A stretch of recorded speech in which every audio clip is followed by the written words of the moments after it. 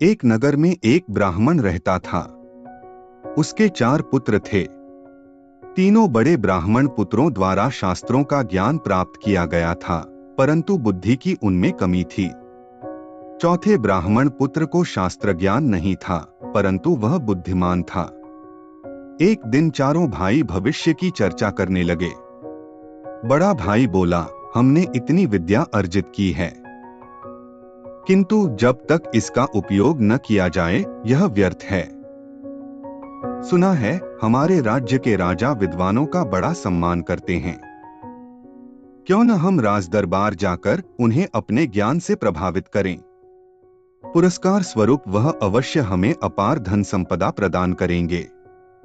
सभी भाइयों को यह बात उचित प्रतीत हुई और अगले ही दिन वे राजा से मिलने चल पड़े। उन्होंने आधा रास्ता ही पार किया था कि बड़ा भाई कुछ सोचते हुए बोला, हम में से 3 के पास विद्या है। हम राजा के पास जाकर उनसे धन अर्जित करने के पात्र हैं। किंतु सबसे छोटा बुद्धिमान तो है, पर उसके पास विद्या नहीं है। मात्र बुद्धि के बल पर राजा से धन का अर्जन संभव नहीं है। हम इसे अपने हिस्से में से कुछ नहीं देंगे। इसका घर लौट जाना ही उचित होगा। दूसरे भाई ने भी बड़े भाई का समर्थन किया, किंतु तीसरा भाई बोला, यह हमारा भाई है। हम सब साथ पले बढ़े हैं, इसलिए इसके साथ ऐसा व्यवहार अनुचित होगा।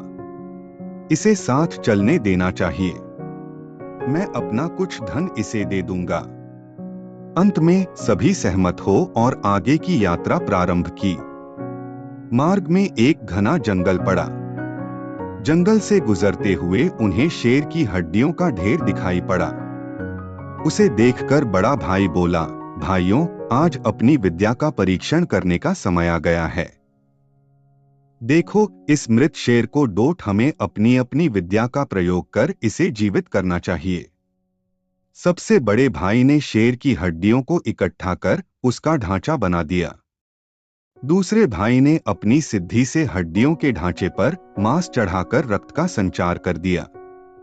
तीसरा भाई अपनी विद्या से शेर में प्राणों का संचार करने आगे बढ़ा, तो चौथे भाई ने उसे रोक दिया और बोला, भैया, कृपा कर ऐसा अनर्थ मत कीजिए। यदि यह शेर जीवित हुआ तो हम सबके प्राण हर लेगा।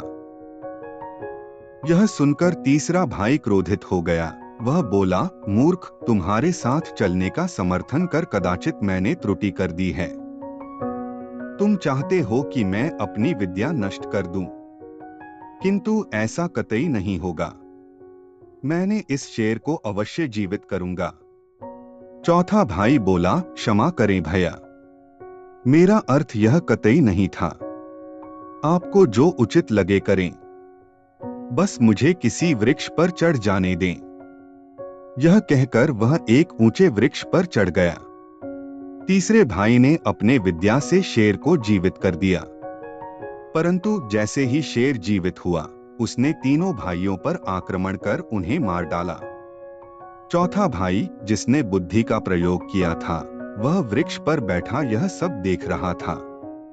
वह वृक्ष से तब तक नहीं उतरा जब तक शेर चला नहीं गया।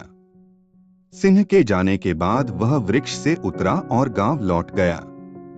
शिक्षा, बुद्धि सदैव विद्या से श्रेष्ठ होती है। शास्त्रों में निपुण होने पर भी लोक व्यवहार न जानने वाला व्यक्ति हमेशा उपहास का पात्र बनता है या समस्या को आमंत्रित करता है।